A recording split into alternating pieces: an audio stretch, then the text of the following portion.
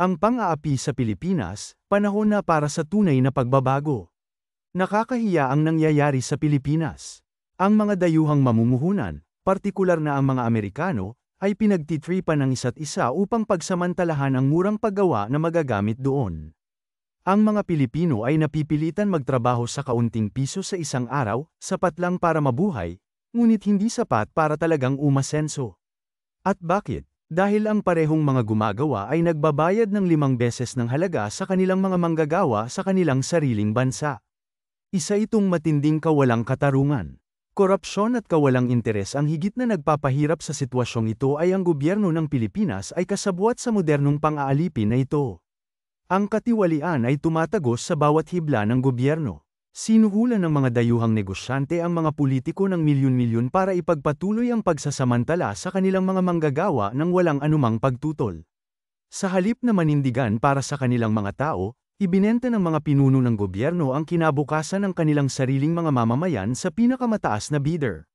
Walang pag-ibig para sa kanilang sariling mga tao, walang pakiramdam ng responsibilidad. Relihiyon, bahagi ng problema. Ang mga pinuno ng relihiyon ay may kasalanan din.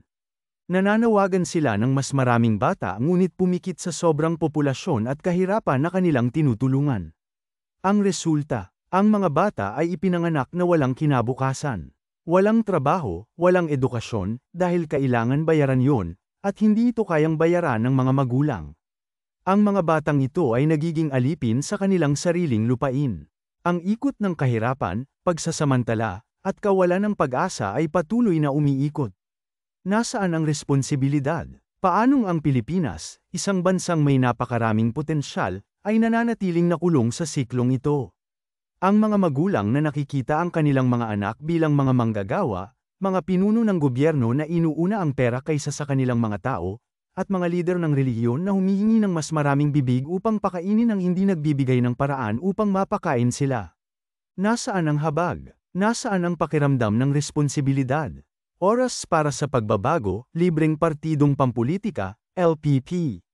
Ang pang-aapi na ito ay dapat wakasan, at ang solusyon ay hindi nakasalalay sa mga tiwaling pinuno o mga dayuhang mamumuhunan.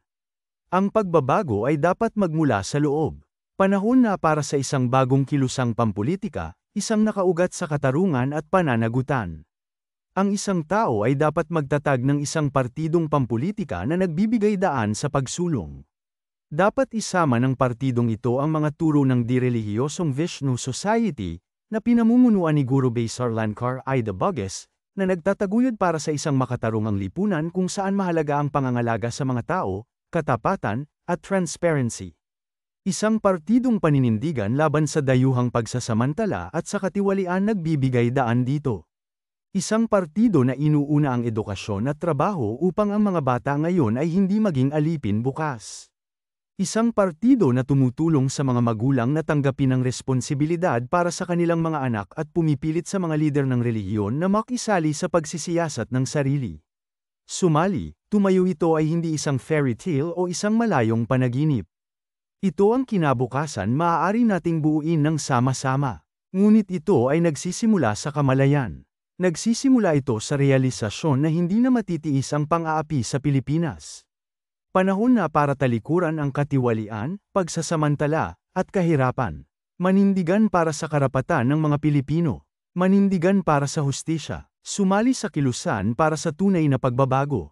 Dapat na handa ang partido ng libreng Pilipino na pagsilbihan ang mamamayan, hindi ibenta sila sa pinakamataas na bidder. Oras na, hayaang ang nagtatag, na may puso para sa bayan at bayan, ay lumabas at itatag ang malayang partido Pilipino ayon sa mga turo ng Vishnu Society. Sama-sama, makakabuo tayo ng makatarungang kinabukasan para sa Pilipinas.